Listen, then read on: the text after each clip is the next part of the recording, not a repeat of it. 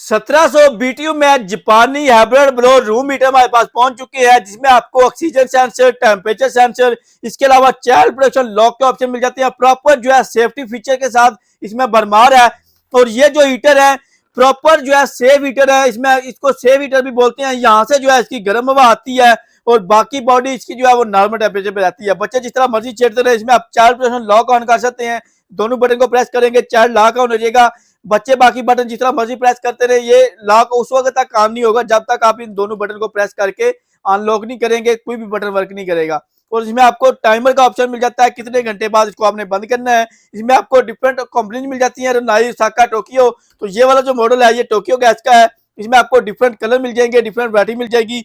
बिजली जो है ये सिर्फ और सिर्फ 12 से 13 वाट ये बिजली लेते हैं। इसमें आपको डिफरेंट साइज मिल जाते हैं। इसमें आपको एलपीजी वाले मॉडल भी मिल जाएंगे, घर की गैस वाले मॉडल भी मिल जाएंगे।